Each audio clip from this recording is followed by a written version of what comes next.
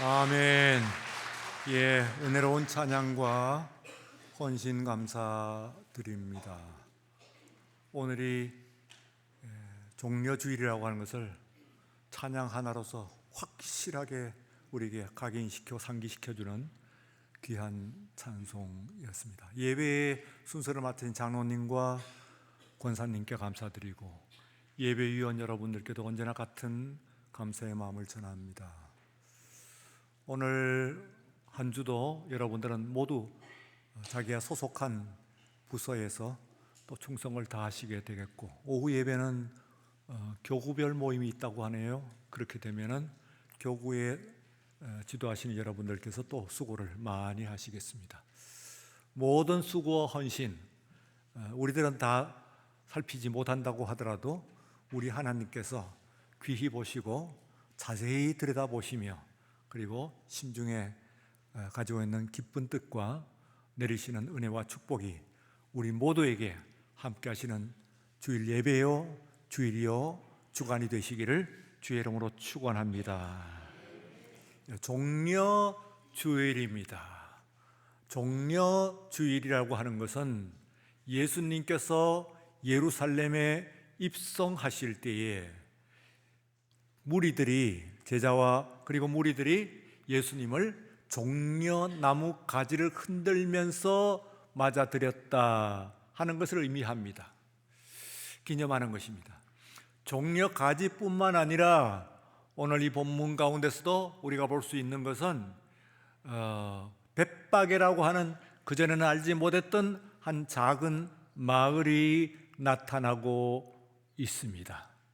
이런 모든 것들을 볼 때에 이 내용이 곧 사복음서에 마태, 마가, 누가, 요한 모든 복음서에 공히 나오는 본문임에도 불구하고 어떤 의미에서는 일회성 혹은 돌발성 같은 것들이 있는 본문이다, 그렇게 생각을 할 수가 있겠습니다. 한 세 가지 정도의 돌발성이 있다고 볼 수가 있는 것인데, 그 첫 번째는 나귀입니다. 왜 예수님께서 여기에 나귀를 타고 들어가셨을까 할 때에 오늘 본문에 보시면은 나귀가 두 마리가 나옵니다. 그 하나는 어미 나귀이고 그리고 또 다른 한 마리는 새끼 나귀입니다. 그런데 그 중에서 한 마리를 끌고 오지 않으시고 두 마리를 모두 끌고 오셨어요.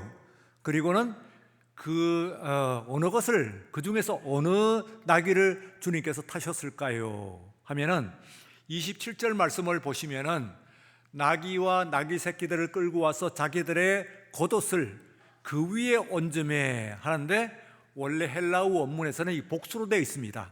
그들 위에, 다시 말하면 옷을 어미 나귀에게도 얹고 새끼 나귀에게도 얹었다, 그런 얘기입니다.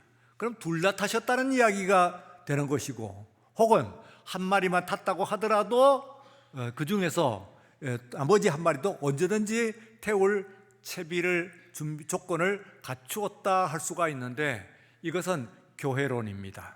다시 말하면 우리 교회도 앞선 세대가 있고 다음 세대, 그래서 두 세대로서 우리가 이루어졌듯이 그 어미와 나귀는, 그 나귀의 새끼는, 나귀의 어미와 나귀 새끼는 교회론에서 같이 주님의 부름을 같이 받고 있는 현장을 나타내고 있습니다. 만약에 예수님께서 어미를 타셨다고 한다면 그 새끼 나귀는 어미가 사람을 태우고 잘 걸어가는 것을 보면서 학습을 합니다. 그래서 어미가 그 새끼의 말하자면 모델이 되는 거예요. 그런데 만약에 예수님께서 새끼를 타셨다고 한다면 그러면 이 새끼는 한 번도 사람을 태워보지도 않고 심지어는 짐을 져보지도 않았기 때문에 어떻겠습니까? 물론 나귀는 짐을 싣는 것, 사람을 싣는 것이 목적이긴 합니다만 한 번도 태우지 않았다고 한다면 놀라거나 혹은 지쳐버릴 수가 있습니다. 주저앉아 버릴 수가 있습니다. 놀라서 뛰거나 지쳐서 주저앉을 수가 있어요.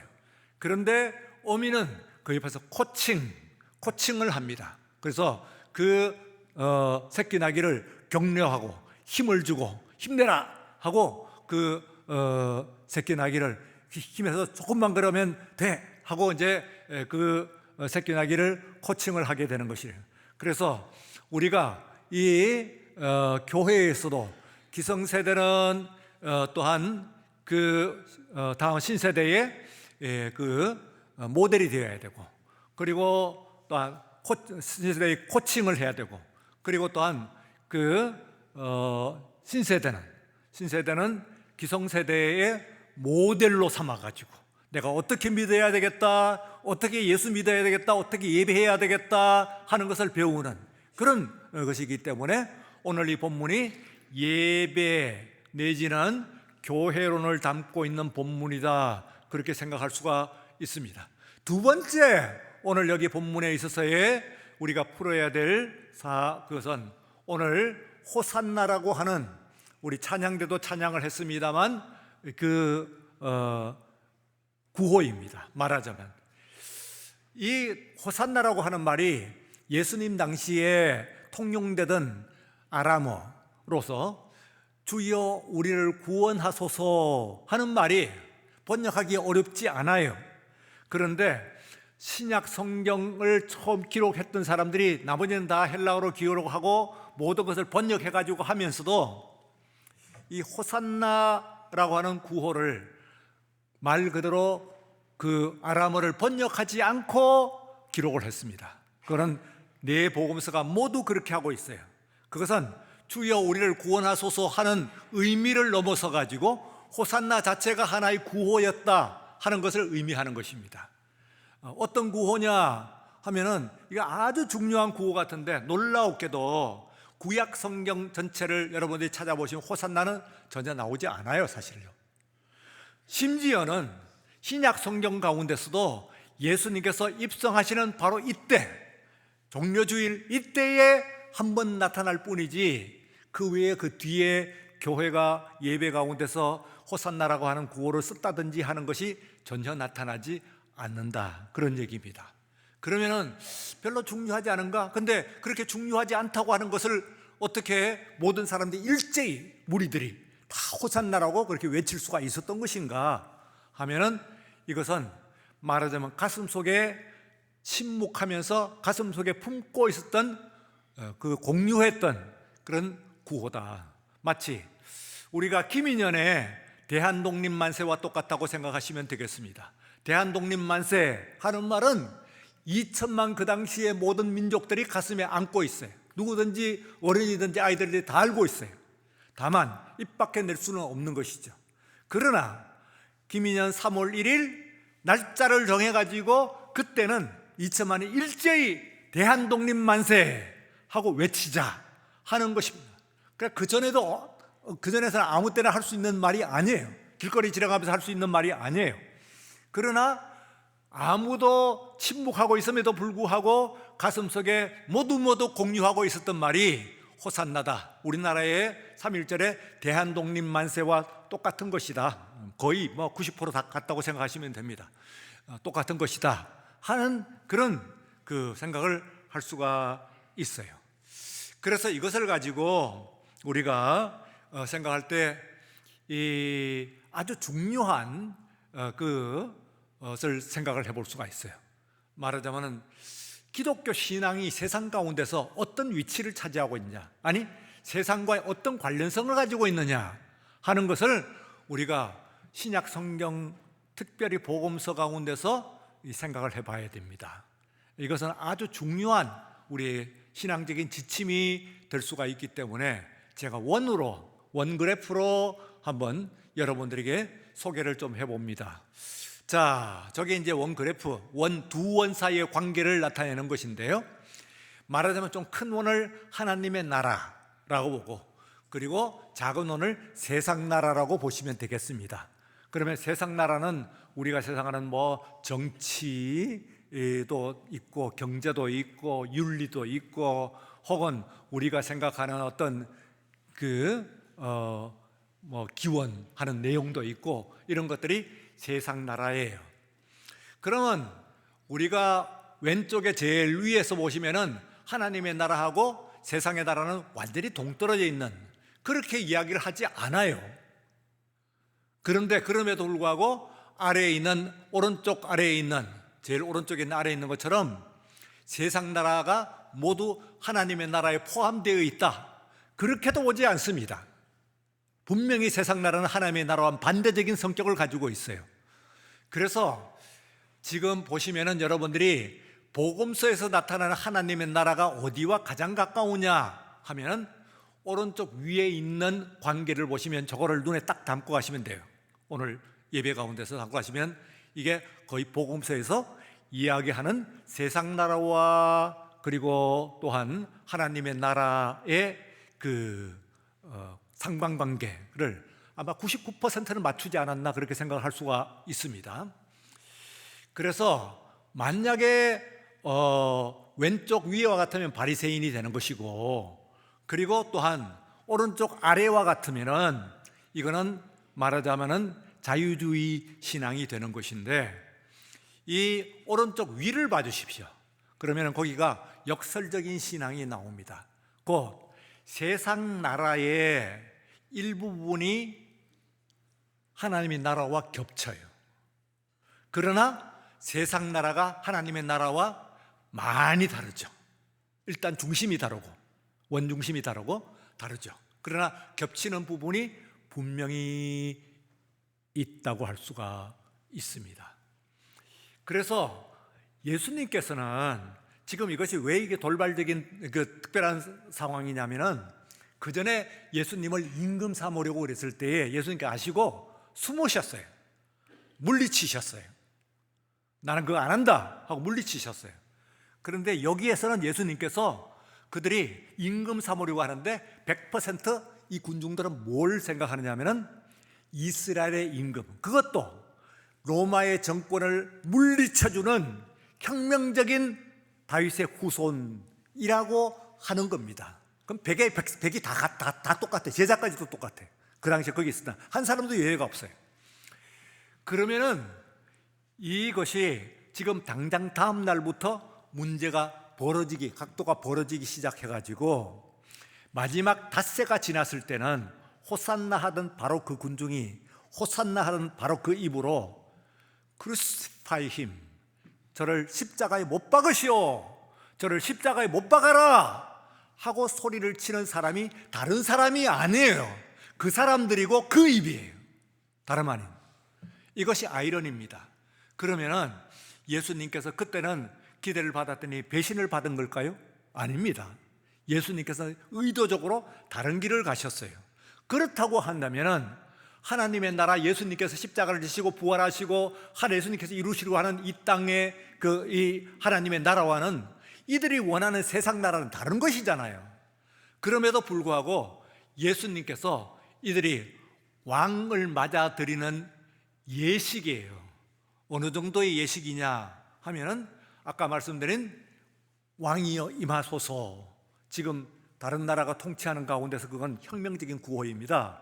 그리고 겉옷을 펴가지고 그것을 말 안장 위에 얹고, 그리고 또한 그 바닥에 깔고 하면은 이것은 유대인으로서는, 유대 예법으로서는 최고의, 어느 정도 최고냐, 왕 아니면 그런 일은 아니에요. 대제사장 지나가도 그렇게 하지 않아요. 어느 누가 지나가도 하지 않는 단 한 사람, 유대의 왕이 입성하실 때에만 할 수 있는 예식을 이들이 행하는 거예요. 겉옷을 바닥에 까는 거예요. 그 외에는 예외가, 성경의 전체 비슷한 게 없습니다. 임금이 들어올 때, 그것도 매일 드나드는 것이 아니고 즉위할 때, 임금으로서 즉위할 때에 하는 최고의 공경의 그 예식이 바로 자기의 겉옷을 벗어가지고 길바닥에 가는 길에 까는 거예요.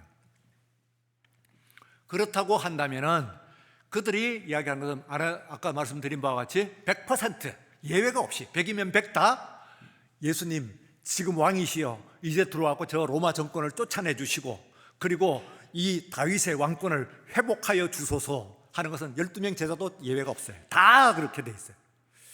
그렇다고 한다면은 예수님께 그 전에서 임금 삼으려고 하는 것을 물리치신 것과 같이 여기는 물리치셔야 되잖아요. 근데 예수님께서 그들은 왕으로 예수님을 맞을 때에 예수님께서 그것을 억셉하셨어요. 받아들이신 거예요. 왕의 즉위식을, 그래 내가 왕 맞아, 내가 지금 왕으로서 내 왕궁에 입성하는 거야, 내가 즉위하는 거야 하고 받아들이셨어, 수납하신 거예요.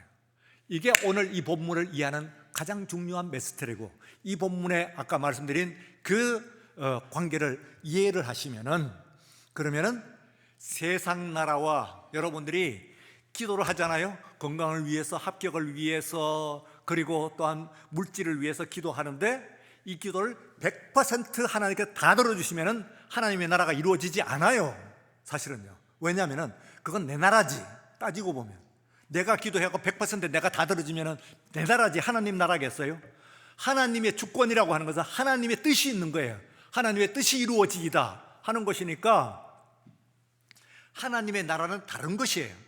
그러나 그러면서도 오늘 본문은 굉장히 특별한 본문이고, 이게 굉장히 중요한 본문이에요.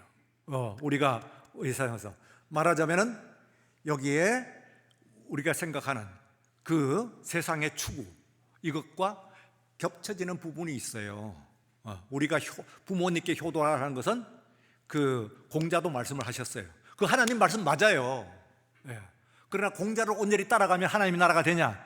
안 된단 말이에요. 딴 나라로 간다고, 그거는 하나님 나라로 가지 않고 다른 나라로 간다고, 그거는요. 그러니까 나라에 충성하라. 뭐 민주주의도 마찬가지예요. 민주주의도 하나님 나라의 일부분이지만 민주주의가 온전히 하나님 나라입니까? 아니에요. 하나님 나라는 반민주주의예요. 반민주주의. 알겠어요? 신주주의라고요. 신주주의. 민하는 것은 사람 중심주의라는 그 얘기인데, 사람 중심주의가 아니에요. 하나님께서 말씀하시는 건 하나님 중심이에요. 그런데 이것이 완전히 다르냐 하면은 겹치는 부분이 있다고. 이게 아깝고, 그래서 우리가 온전히 하나님의 나라를 하기 위해서는, 지금 예수님께서는 한번 일회적으로, 지금부터는 갈라져요. 이제 이 즉위식 다음부터는 나누어집니다. 무리들과 나누어져 갖고 마침내 말씀드린 바와 같이 5일째 되면은 십자가에 못 박으라까지 나가요. 그러나 이때는 예수님께 스스로 받아들이시는 거예요. 맞다, 나 왕 맞다, 이런 거예요. 그래서요, 오늘 여기에 있는 말씀 가운데서 여러분들이 네 가지로 오늘 좀 정리를 해봅니다. 그러면은 어떻게, 이게 첫 번째는 누가 오시는가? 누가 오십니까? 다 같이 누가 오시는가? 누가 오십니까? 이스라엘 왕이 오십니까? 아니에요. 만왕의 왕이 오시는 줄로 믿습니다. 이걸 알아야 돼요. 그때 이스라엘 사람들은 예루살렘을 통치하시는, 유대인을 통치하시는 이스라엘 왕으로 모셨어요. 맞아요. 그러나 또 한 틀려요, 이게요. 왜냐하면 만왕의 왕으로서 오시는 거예요. 우리의 심령을 통치하시는 주님으로서, 왕으로서 오시는 줄로 믿습니다. 하나님의 아들로서 오시는 거예요. 한 국가의 왕이 아닙니다. 두 번째는 누구에게 오시는가? 다 같이 누구에게 오시는가? 누구에게 오십니까? 예수님을 환영하고 바라는 온 세상 사람들에게 와요. 이스라엘 사람들에게만, 유대인 민족에게만 온 것이 아니라 참된 아브라함의 자손인 우리 모두에게 우리 주님께서 오늘 이 시간 왕으로서, 통치자로서 함께 임하시는 줄로 믿는 이 시간 되시기를 주의 이름으로 축원합니다. 우리를 다스려 주시기를 바라는 우리의 모든 인간됨 그 자체에 오시는 거예요. 세 번째는 어떤 방법으로 오시는가? 다 같이 어떤 방법으로 오시는가? 나귀를 통해 가지고 미가 선지자부터 설명했어요. 온유하게, 그리고 겸손하게, 낮게 이렇게 오시는 거예요. 온유하게, 그분은 나귀를 타셔가지고, 이거는 지금 이 나라를, 이 예루살렘을 통치를 하고 있는 이 로마 사람들이 그 예루살렘을 들어올 때의 모습이 말을 탔어요. 전쟁병기 말을 탔어요. 그런데 그분은 겸손하여서 나귀를 타고 오실 것이라고 이미 선지자를 통해서 예언하신 바와 같이 이분은 나귀를 타셔가지고 그 겸손한 모습으로, 온유한 모습으로 오시는 것입니다. 세상의 통치자들은 칼과 총칼, 포를 가지고, 심지어는 지금은 원자탄을 가지고 그렇게 얼음장을 놓치바는, 그러나 우리 예수님은 겸손한 모습으로서 낮은 자세로 온유하게 우리에게 임하시는 줄로 믿습니다. 마지막 네 번째는, 그러면 이제 메시지인데, 우리는 왕을 막기 위하여 무엇을 해야 하는가? 다 같이, 우리는 왕을 막기 위하여 무엇을 해야 하는가? 이게 이제 오늘 여러분들의 본문이에요. 메시지예요. 네 가지로 정립니다. 첫째는 다 같이 읽어보십시다. 1, 시작. 이 시간 여러분들에게 왕으로, 통치자로 임하시는 주님을 막기 위해서 그 통치자를, 주님의 존재를 바라고 갈망해야 돼. 간절히 오늘 이 시간 나에게 오시옵소서 하는 간절한 마음이 있어야 통치자로서 오늘 이 시간에 오시는 줄로 믿습니다. 두 번째 다 같이 내 속에 있는 죄악된 습관들, 계속되어 쌓여져 있는 습관들과, 그리고 불일 듯이 일어나는 인간적인 죄된 욕망을 제거해야 돼요. 그래야 그분을 맞이할 수가 있어요.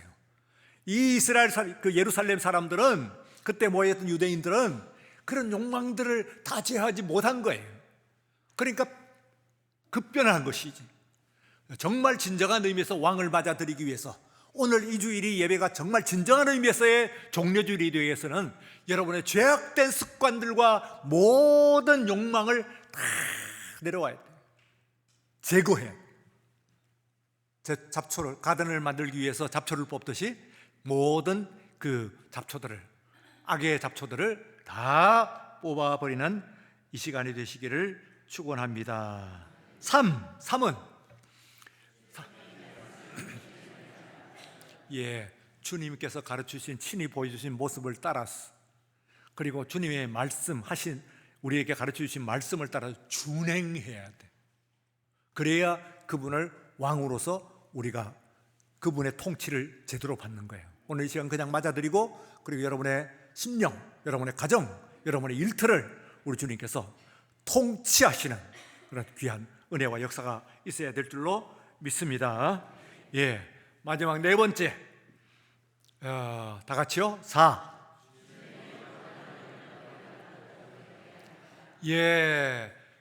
성령, 주님의 거룩한 영이여 나게 임하소서.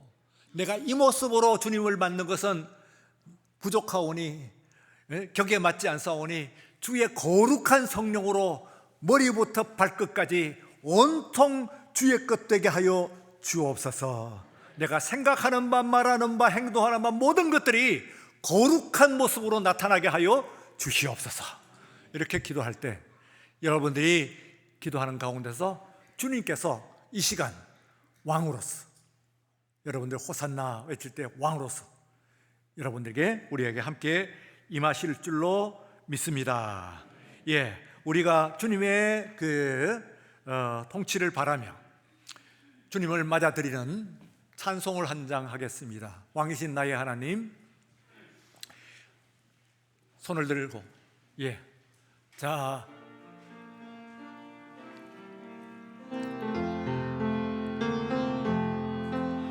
왕이신 나의 하나님,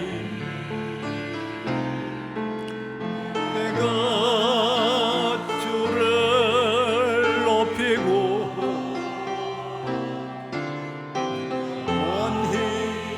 주의 이름을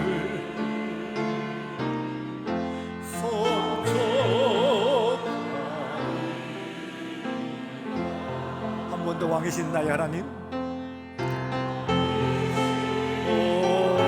아버지여, 오늘 이 시간 우리의 통치자로서, 왕으로서 임재하여 주시옵소서. 주를 바라는 모든 심령 가운데 거룩한 영으로 함께 임하시옵기를 원합니다.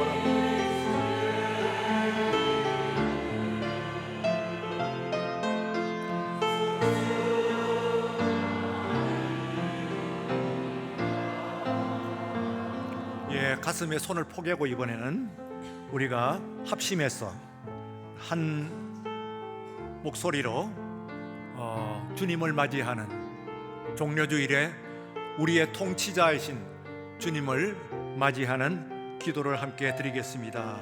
다 같이 시작. 왕으로 오시는 주님, 이 시간 나를 다스려 주시옵소서. 주님을 넘어서는 어떤 일들 상상하지 않게 하시고 오셔서 나를 다스려 주옵소서. 지금 우리들 가운데 계셔서 우리를 통치하여 주옵소서. 대적을 리쳐주시고 모든 잘못된 동기나 부패한 본성 혹은 우리에게 아직도 남아있는 죄의 모습들을 완전히 제거하여 주옵소서. 우리를 변화시켜 당신의 나라를 사모하게 하시고 당신의 의에 참여하게 하소서. 예수님의 이름으로 기도드립니다. 아멘.